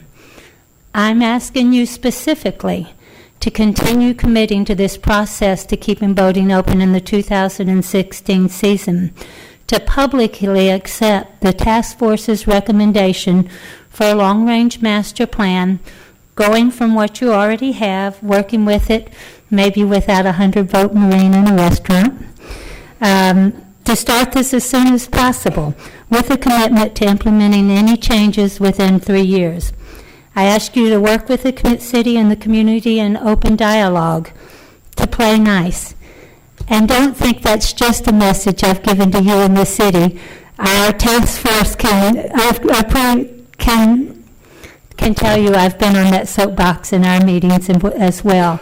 And I'm very proud of them because we have some very angry community members around this issue with justifiable anger. Before I go to my closing, I want to say a couple of things that are pertinent to you as a park district. If you're concerned about safety, let's continue to provide the safety net that's provided by our power boaters. If you watched the presentation last night, one of our youth sailors was up there. Her and her cohorts were out in the lake on one of our Buccaneers, turned it over, and didn't have enough experience and skill to get back up. Didn't take a radio like they were supposed to, and were stranded out in the lake. Our own teenagers. And she spoke very, very favorably and very heartwarming how valuable that was us. And last night, I think there were about at least 100 people who raised their hands that had been involved with boating safety, that because of our power boaters and our sailors, we have safety along our waterfront. If you're concerned about safety, let's work with the city to make those needed changes on the north and east roads that will improve safety. I understand you don't own the roads, but the city has clearly expressed with Nancy Rottering's closing statements last night that their commitment is keeping boating open in 2016. So let's continue to work with the city in getting those roads so we can have the safest possible access for just a couple of years, because we're going to have a master plan. Lastly, I've heard rumor of the city looking for someone else for the boating ramp. Let me announce here and now, them's are fighting words. I'm a citizen of Highland Park, and this is a Highland Park treasure that can and should be managed and under the stewardship of the city of Highland Park, or what the Park District of Highland Park, with Liza's leadership. And lastly, I do want to thank this crisis, because this crisis has allowed us to come together at the beach. I can tell you that in most boating communities, power boaters and sailors never mix.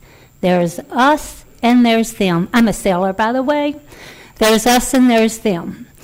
And this has allowed us to all come together. So much so that Peter Mordini, a power boater, got the first ever Power Boater Volunteer of the Year award. The North Shore Yacht Club gives a Volunteer of the Year award. Last year, Peter Mordini won that distinction, and he's a power boater, so that was the first ever. The best thing this crisis done is brought us all together to look for a solution for this treasure. And I ask that the Park Avenue Beach be preserved for me, my children, and their children from here going forth, and that we all work together to do it. Great. Thank you very much. Anyone else who would like to speak who has not had an opportunity to do so?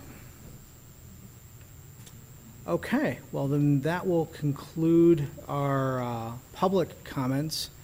Any comments from any of the commissioners at this point? Otherwise, I'm going to suggest that we adjourn or take a recess for a few minutes, let people clear out if they would like to. Obviously, you're welcome to stay. There is no punch and cookies, unfortunately, but that's what happens when we run late. There's a vending machine. I'm informed there's a vending machine. All right. Thank you all. Your comments were very much appreciated. As you can tell, we are sincerely listening, and we look forward to further conversation on this important topic. Let's recess for 5 minutes, and we will reconvene. And just as a reminder to our audience members, our vast audience members, and our board, we are recording this workshop meeting this evening. Next item up on our agenda is the concession services update. Nick.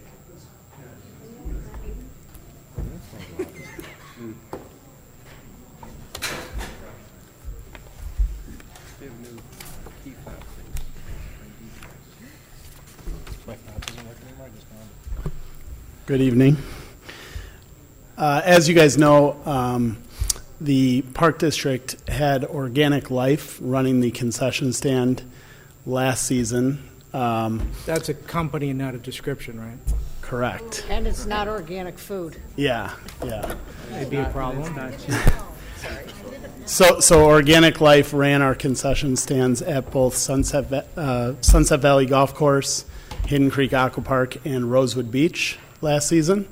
When that agreement came up, the district did not have to go out to RFP. However, given some public comment, some comment from the board, some feedback that we got as staff, we chose in December to go out to an RFP for concession services again with a new company. The results of that company came back as just one, and it was Organic Life again. So Park District decided that the staff decided that we would diligently go out and ask some of the other companies that we've dealt with in the past to go out and try it again. So in January, we went out, did it again. Sorry, I'm losing my voice. Went out and did it again. We received 2 back, one of them being from Hell's Kitchen. Hell's Kitchen we've worked with in the past. They were at the golf course from 2004 to 2013, so we had them at the golf course for 9 years.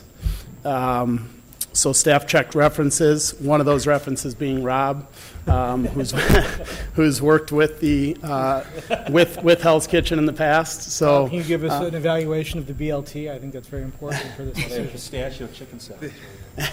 Actually, like the bacon, forget the rest of it with the sandwich. No. Their food was very good. They had a wide variety of foods. They were very sympathetic to any special needs from people. I know people really loved their breakfast, and they were very good to work with. Yeah, we got positive feedback from all the references that we checked. So with that being said, staff is recommending that we go into a 1-year lease agreement with Hell's Kitchen to provide the concession services at all 3 facilities again for this summer. Who provides the service at Centennial? Centennial is actually ran through Best Futures, which is it's a group of moms within the North Shore that have kids with special needs, and it provides them a place to work. So we've had Best Futures for I believe over 4 years now. So yeah, it's an extraordinary organization. They do really fantastic work. Great feedback from them. That's why they're not included. Correct. They're not equipped to take on golf and Yeah. pool. There's 2 points I'd like to make. Number one is that I concur with Rob said. Hell's Kitchen did a really nice job at the golf course. They have a very wide menu. The food is good, and they've tried different things over the years, dinner services and stuff like this. And I think they're more accommodating. Recently, the latest organization has the feedback I get at the golf course was not as favorable as Hell's Kitchen. So I'm excited to have them back, especially as Nacho coming back. I mean, yeah. No? Okay, never mind. The second point is really unrelated to this, and I talked to Scott and Liza about this earlier, and I'm sorry Danny Kahn left because this is Danny's idea. What Danny called me about a week or two ago, and he lives above Rosewood Beach, and his idea was at the Interpretive Center on weekends that we find a local restaurants who are willing to create a satellite restaurant, so to speak, at Rosewood for sit-down dinner service. And he said that plenty of restaurateurs will do it. I think we have a staging kitchen there, or what do we have at in the Interpretive Center? We have a sink and a refrigerator and a counter. Yeah, but there's things that you can do. You can bring food in. You can put a grill there. You could do something. I think one of the comments that I get from people with regard to our lakefront is that they wish during the summer months there was some way that there could be some sit-down restaurant service there. And I would just request that the staff look into this to see if, number one, if it's possible. I know Liza mentioned there may be parking issues and other issues. And then the idea came from the person who was most affected by Rosewood, because his house is right on top of it. And he thought that he looks down at the Interpretive Center and wishes it was being used more often. And this would be an opportunity for our community to really celebrate and use the lake even more, and a nice summer night to be able to enjoy a dinner there overlooking the lake. And I think that would be spectacular.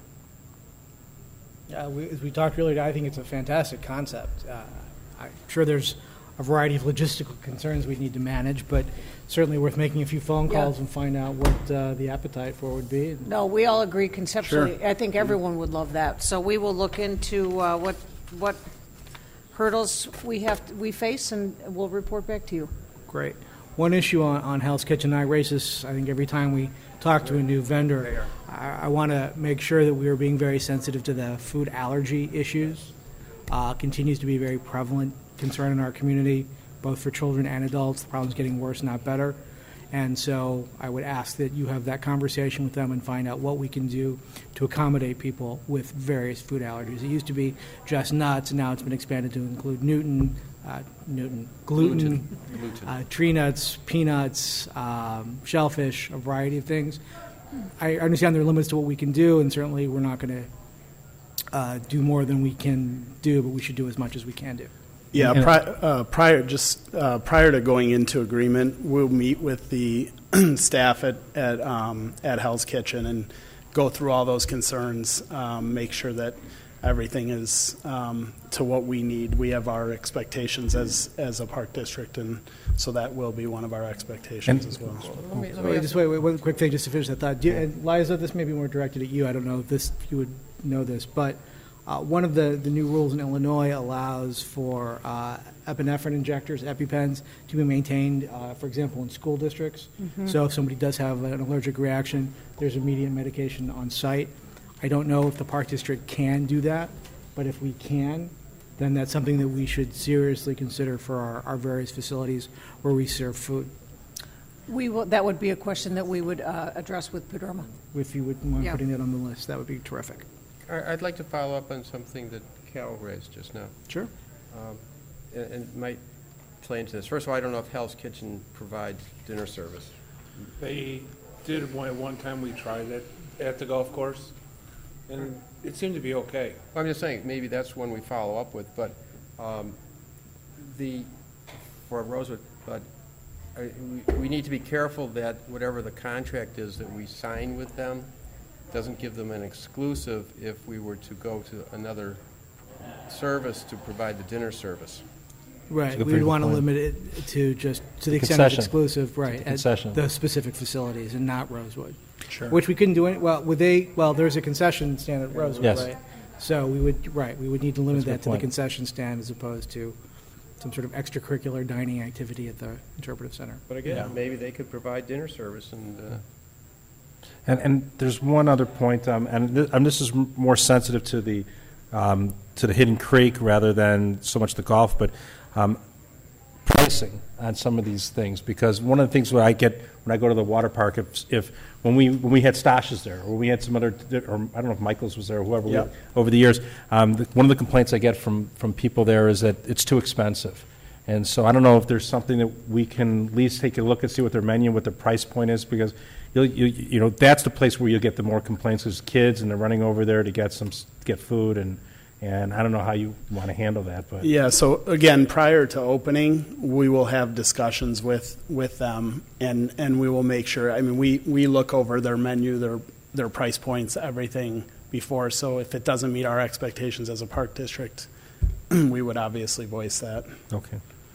Is it possible to provide discounts for resident pricing versus non-resident pricing on our food?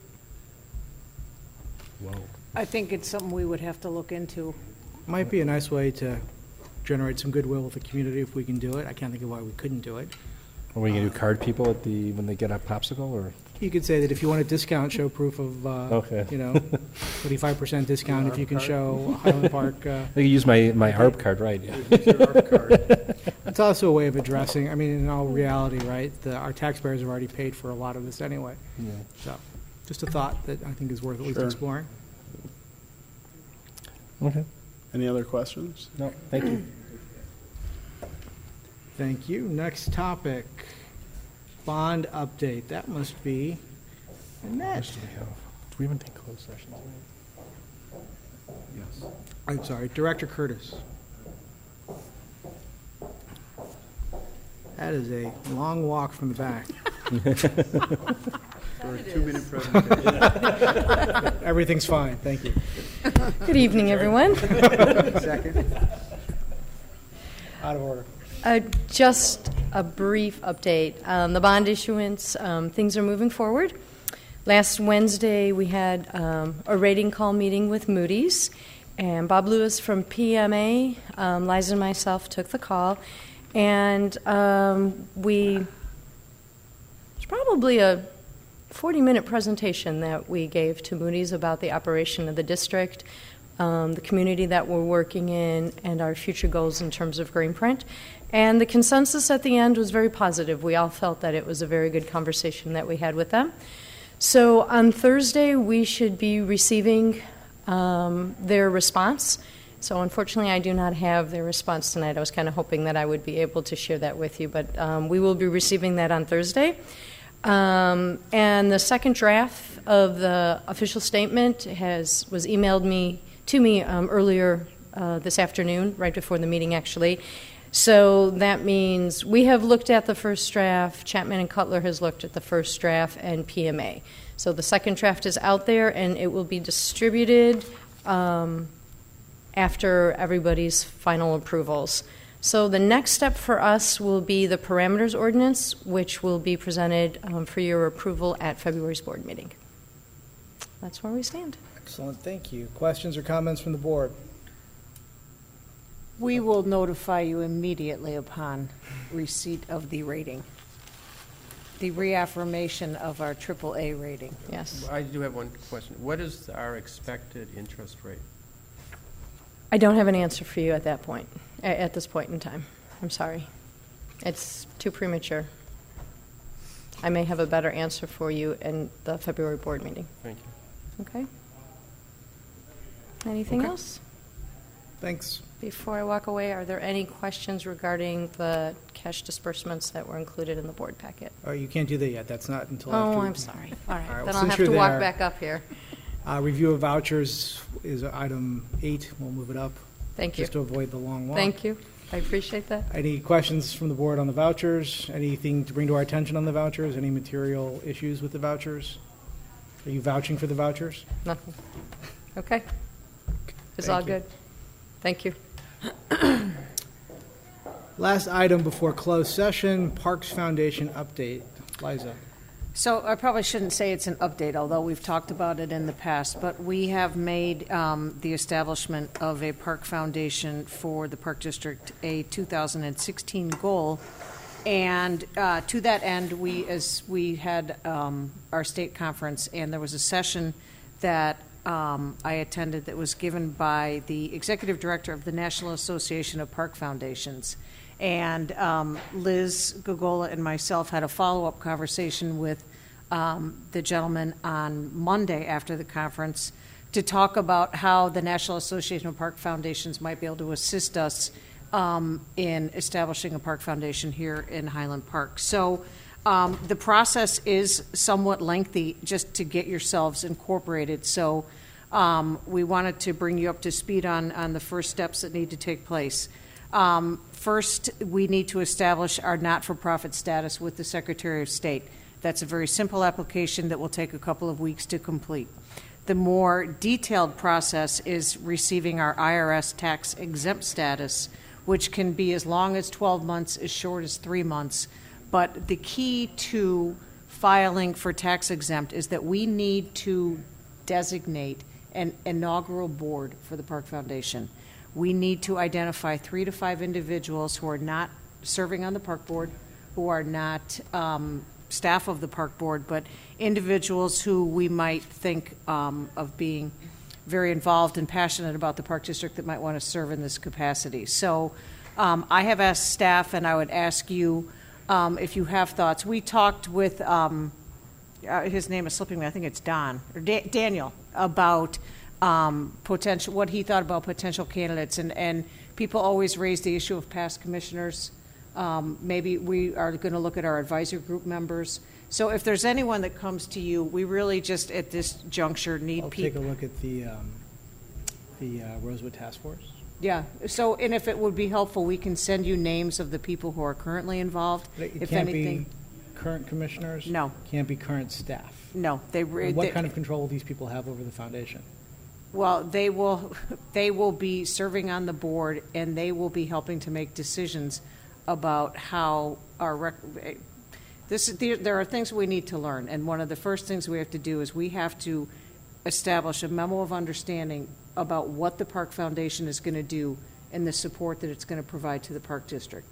So the foundation board of directors will be the ones who will be out raising money, whether it's through annual appeals, doing events, potentially soliciting donors. So they will be the doer group to help raise funds for the Park District. Do you want to ask for applications? Why